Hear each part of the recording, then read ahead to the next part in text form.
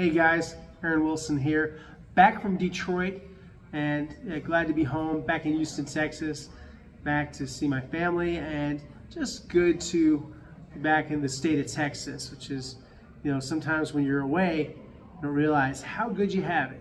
And no knock on Detroit, some fine people there, some good restaurants, but it is not home. So I am here to talk to you today about the roster and some of the decisions that are going to take place in the next few days. So the Texans, as everybody does around the NFL, they have to get down to the NFL roster limit of 53 players on the active roster, and some of the designations with injuries will impact these situations, these decisions. So the Texans then can form a practice squad, and so you'll see a lot of familiar names. They might cherry pick from some other people's discard pile, to use a card analogy, just trying to pick from the pile and see what you like, what you might need. But I think they'll have an outstanding practice squad because this is a deep, good roster. These decisions are never easy for Nick Caserio and D'Amico Ryans. It's not only because of the compassion and the human side of them, which I think they do a great job of treating these guys with a lot of respect, as they deserve, but it's also about the quality of the team. And so that's one thing that, in the old days, it was a lot easier to make the decisions and to kind of say, okay, here's the line of delineation. This is where the talent cuts off. It's not as clear cut now because there's different styles of play, and there's a new offensive playbook, a new offensive coordinator, a new voice in the offensive line room in Cole Popovich, and also the run game coordinator, as well as coaching the offensive line. And so a lot of change afoot. Where there's not a lot of changes, defense, they have a lot of the same guys back, and it's a very, very difficult roster to make. So if you've made the Texans' defensive roster, you've really accomplished something. It's a little less deep, obviously, on the offensive side of the football, where it's a work in progress. They're still trying to get there, trying to get where the defense is. They ever get to a point where they're elite on offense, elite on defense, and great on special teams, well, maybe I start covering a Super Bowl champion or a Super Bowl team at least. I don't think they're there yet, but they're making strides. So let's talk about how the roster might break down and some of my thoughts on how the Texans may approach this roster in the next few days. Okay, 53-man, we'll start with the top spot, quarterback. C.J. Stroud, obviously, is going to be the starter, and he's from a Pro Bowl selection, NFL Offensive Rookie of the Year. Rock solid, has had a good preseason. I think has done a good job with the autonomy he's been granted by Nick Caley of running the show. Ideally, he would have played a little more, but preseason football is very risky. I think that there have been some fans that have complained about, why not play him more? Why not do this more? Well, I think they're just trying to preserve guys and for the games that actually count. I have a probably unpopular opinion, but in my opinion, I would do nothing but have some practices. I wouldn't let key players play in the preseason games. I think it's unnecessary. I would have the joint practices, which are very controlled, and that would be about it. Okay, so we know C.J. Stroud will be there, and Davis Mills will be the backup. Davis has had a good preseason as well. That means that they will cut Graham Mertz, who's coming off an excellent game against the Detroit Lions. Good job by him of having timing, accuracy, and getting the football out, and finding the open man and beating man coverage. So Graham Mertz, I think, should be on the practice squad. They have some flexibility if they really want to overload, if they want to have that extra arm. I think they've never really generally liked to have a lot of times when they have four quarterbacks. So what you could do is you could cut Slovis, and have him on the practice squad. You could then have Mertz, play on the injured reserve. But I don't think they need to. I think it'd be a little bit hard to call him injured still based on the performances. I think he did have some nerves. He acknowledged that the way he played in the Vikings game when a lot of people were calling him terrible. Well, he was nervous, and he was his first game back from the ACL, and I don't think that was a fair barometer for the kind of quarterback he is. I think this was more what Graham Mertz is about, and who knows? Davis Mills under a one-year contract. What if Mertz is a backup that they're thinking about? Not a very experienced backup, but they seem to like him. I think he's doing a good job. Okay, running back, one of the most complicated situations. That's because of the unresolved health status of Joe Mixon. It's heading in a direction where I believe he will more than likely begin the season on the non-football injury list. If they want to have some flexibility, if they think he could be ready for week 2 or week 3 or even week 4, then you could activate him, and then that would say that they think he's close. If they don't activate him, that means he needs to miss at least 4 games. So if they do that, that says a lot without them. Obviously, they don't comment a lot on injuries. for strategic and gamesmanship reasons, and also just sort of they feel like it's the player's private medical information, all of those things. I understand that. That's their approach to it. Nick Caserio and D'Amico Ryan's in lockstep about that. I'm not giving out injury information. We still have a job to do, some reporting to do. So here's the latest on Joe Mixon. Joe has had no structural damage, but he's had a couple of things involving shots and things like that. He saw that doctor in Florida who specialized in electromagnetic therapy and breaking up scar tissue. So he's had what I was told a, quote, tough and complicated rehab. It was going pretty well, then started to sort of plateau, and then he sought some alternative treatments. Of course, the injury itself is non-football injury by definition, meaning he did not do it participating in something with the Texans. So whatever he did, people won't say what he did, it was not football related in terms of what he's doing with the Texans. So, technically if they wanted to, they don't have to pay him. But I think that they will not do that. That would ignite, obviously, a major battle with their star running back, and that would sour the relationship probably irreparably. So that's not going to happen. But yeah, non-football injury, they have that option. They can not pay him. They're going to pay him. I just don't know if he's ready. It doesn't seem like it's heading in that direction. We'll have some clarity very soon on what they're going to do with Joe Mixon. But my hunch is that, and kind of inference from some of the information I have, is that it may take more time. So, okay. They have Nick Chubb. So Nick Chubb makes the team along with Damian Pierce, Dario Gomawale, and Woody Marks. And you can make an argument for all those guys why they should be on the team. Where it gets complicated would be if Mixon was not healthy. If Mixon was healthy, what would you do? You wouldn't want to cut Woody Marks. You wouldn't want to cut Nick Chubb. And Dario, they like for special teams, so they do for Pierce. So it'd be between Pierce and Ogumawale. So they have to make a decision. Doesn't sound like they're going to have to make that decision right now. So they, have brought back Pierce. He looked okay in the game, made some progress. So when it comes to fullback, they have to make a decision. Are you cutting British Brooks and Jakob Johnson? Or are you keeping Johnson as a combo fullback tight end? And if you do keep Brooks in addition to Johnson, where are you going to get that other spot from? I don't see Jahar Jordan making it, even though I thought he had a very good game. I just don't think there's a spot for him right now, but he's perfect for the practice squad. Wide receiver. Will they keep 6 wide receivers or 7 wide receivers? I don't think they need to keep 7 wide receivers because I think Braxton Berrios can play receiver. And so here's the receivers that I see making it. And no, it wouldn't surprise me if Justin Watson was one of them, but here's who I know will make it. Nico Collins, Christian Kirk, Jaden Higgins, Xavier Hutchinson, Jalen Noel, Braxton Berrios. So we're just waiting to see. Is Watson, who's got a 2-year contract but didn't show a lot, had a couple of plays in the preseason, but no big plays, do they keep him? So they have a decision to make. I could see them, especially if they're keeping an extra linebacker or an extra fullback or tight end, moving on. Okay, tight end. We know Dalton Schultz is in, Cade Stover's in. What about third tight end? Irv Smith Jr. or Harrison Bryant? Harrison Bryant just got here, and no, it wouldn't be shocking if they cut him because he's a receiving tight end, former John Mackey Award winner at Florida Atlantic. So if you cut Bryant, you keep Irv Smith Jr., who, you saw the Miami game, he blocked very well. I could make an argument for him. You'd even make an argument if you need the spots, cutting the third tight end and having that third tight end basically be Jakob Johnson. He can block on the perimeter, he can catch the football, he can do a lot of things that tight ends do. He's a big guy too. Not as big as Irv Smith, but he's big. Okay, offensive tackle. They have a decision here with starting lineup.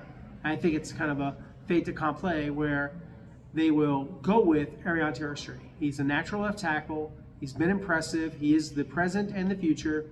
And it looks like to me that they're not going to give Cam Robinson the job back, but he'll be a very expensive insurance policy of $14.5 million on a 1-year deal. But Ursery obviously is the guy. They handpicked him to be a starting tackle here. So he'll be left tackle. And then left guard is Laken Tomlinson. Center is Jake Andrews. Right guard is Ed Ingram. And right tackle Titus Howard, who had a great practice against Aiden Hutchinson. Very impressive job that he and Ed Ingram did against the former first-round draft pick, who's already got 28 sacks and 4 interceptions. He's come off that broken leg, but what a great football player. Very long, strong pass rusher at 6'7", 270 pounds, but Titans did a good job on him. And so where that leaves you, you know the 5. So you got Cam Robinson as a backup, along with, if he's healthy, Blake Fisher. Blake Fisher has a mild ankle sprain, but he's not able to practice at this time. So do they IR him, or does he get on to active? And do they activate Trent Brown? Trent Brown's been running, doing a few things. He's not close to playing. So does it make more sense to continue to have him do the PUP and then activate him later? And at 6'8", 380, is certainly fills the door. Former Pro Bowl lineman, along with Lincoln Thomas, the only former Pro Bowl selections among the offensive linemen. So they have a decision to make, and we'll see what they do there. So I'm intrigued by that spot. And then at guard, like I said, left guard, Lincoln Tomlinson from day one, Pro Bowl, former Pro Bowl guy, so he's the guy. Ed Ingram, a feisty guy, kind of a chip on his shoulder, coming from Minnesota, former second-round pick, DeSoto High School. So a guy that makes it, and it's a top interior backup at all 3 spots. Center, left guard, right guard, Juice Scruggs, former second-round draft pick. Ideally, yes, Juice will be starting, but that is not the situation. So he is an insurance policy, he's a backup. And then I think they're going to have to cut Jalen Thomas and Ladarius Henderson. Okay, so that all makes sense. You know, at center, they'll still keep Jared Patterson as a backup center, and they'll release Eli Cox, who's a good undrafted rookie. I think will be on the practice squad if he clears waivers. So Andrews is the starter, Patterson is the backup, and he can also play guard in a pinch. And so that's, you know, where we stand with the offense. So we're looking at a lot of cuts. So among the cuts that we're going to see here, and I didn't detail every single one, but I'll go through it now, kind of starting at the bottom of the roster and working my way up. So Cornell Powell, Quintez Cephas, Daniel Jackson, possibly Justin Watson, Jawan Winfrey at wide receiver. At offensive tackle, Zach Thomas and Austin Deculus. At center, Eli Cox. At guard, Jalen Thomas. Actually, I'm sorry, I said that more than once. And Connor McDermott, another tackle, so you'd have to release him. I don't see Luke Lachey making it at tight end. I just don't see him being as the 3rd tight end at this time. And then, like I said before, Jahar Jordan would get cut under these scenarios. And the X factor is British Brooks, who is hits like a linebacker on kickoffs and punts, and can also run the football, has played fullback, has played tight end, and pure running back. So it gives you a lot of flexibility. So good football player. They don't like to get rid of good football players. Don't know if he would clear waivers. Maybe he would, maybe he wouldn't. Okay, defense. Deep, talented defense. Architect, D'Amico Ryans, former Pro Bowl linebacker, NFL Defensive Rookie of the Year. Just a very, very strong player. Thought I had a text about some news. It's just a notification. That's why I was leaning forward there, guys. Time of year where I'm very, very phobic about missing anything and always watching my phone. So a lot will go on. But one thing I can tell you about the cuts, and people ask me this question a lot.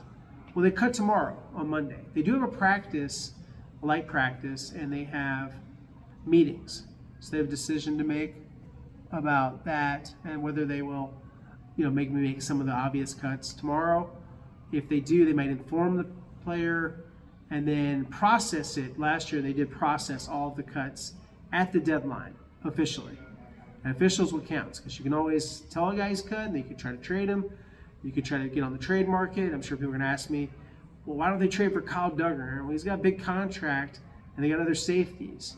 Other than that, it's a great idea. So I don't see the wisdom in trading for Duggar. We'll see. See if they can get anything for Duggar. Obviously, the Patriots are shopping him, and we'll see what comes of that. Okay, so let's start at defensive end and the defensive line. Obviously, Will Anderson Jr. and Daniil Hunter, bookend Pro Bowl pass rushers, for my money, arguably the top bookend pass rushing tandem in the NFL. Third defensive end, a lock, is Darrell Taylor.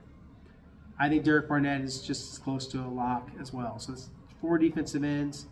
And then the 5th defensive end right now, in my opinion, would be Dylan Horton. And after Horton, then you have some debate about Solomon Byrd, who I think has done a lot and has looked really good as a pass rusher. I kind of like Horton better as a edge setter, overall defensive end. And here's the X factor when it comes to injuries.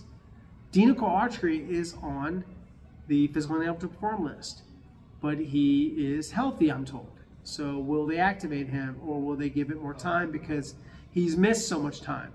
And would you give him a spot on the 53? He's a good pass rusher. He's a good football player. It's under a 2-year, $20 million contract that they did adjust. Maybe that's another thing that could affect this. And if he's part of it, then I don't think Dylan Horton can be too. I think they will release Casey Toohill and Solomon Byrd ultimately.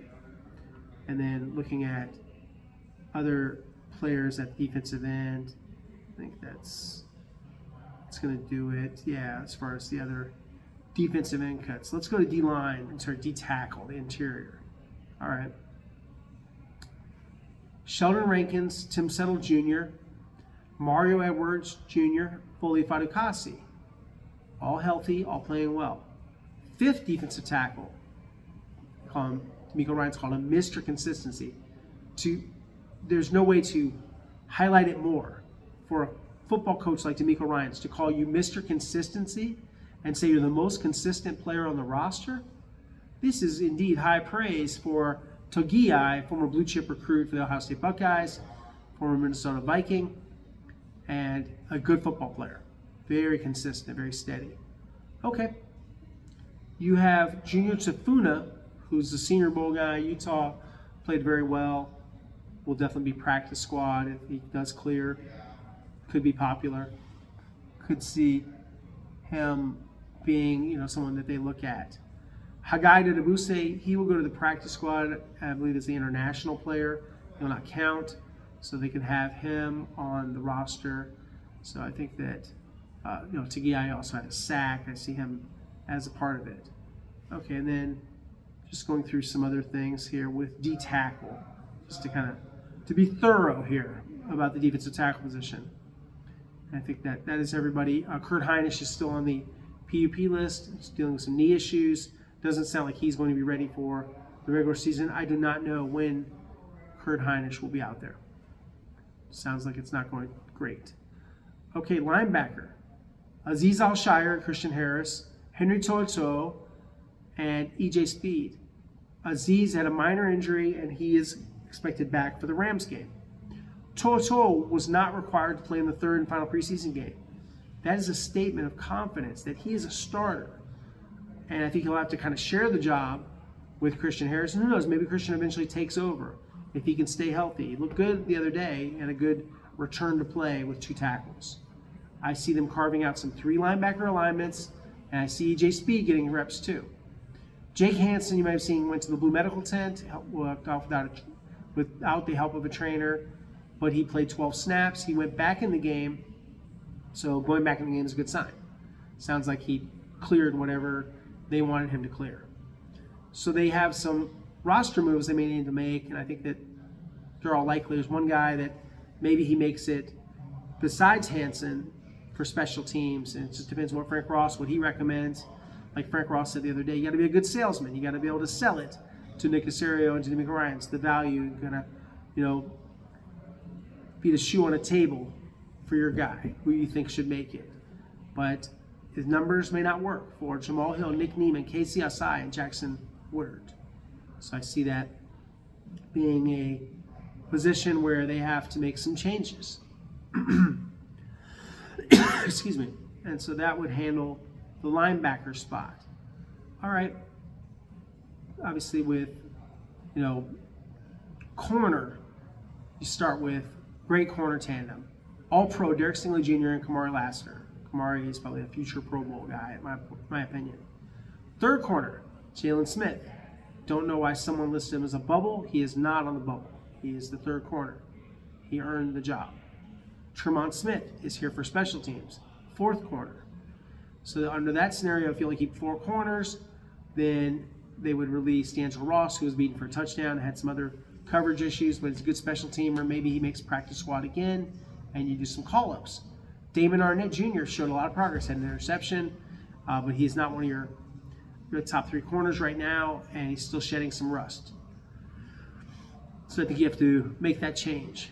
And then at safety, it's all about, do they keep C.J. Gardner-Johnson on active, or does he go on a reserve list?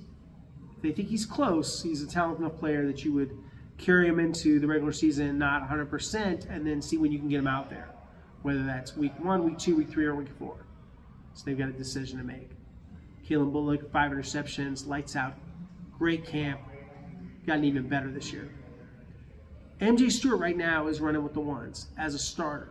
He's someone that could start against the Rams next to Bullock. Jalen Mills had an interception, may have earned himself a spot on the roster. I think Rush Yeast has been really consistent and really good and improved a lot, just hasn't made that big play. So they have a decision to make if they want to go with Yeast.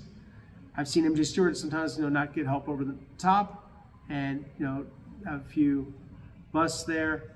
Jalen Reed, I think, will go to the injured reserve because of his sprained knee, so that would affect that. So, and then, I got to go over nickel too. So nickel, obviously, you've got Jalen Petrie, the $42 million man from Stafford, and Baylor, former Big 12 Defensive Player of the Year. He's the guy.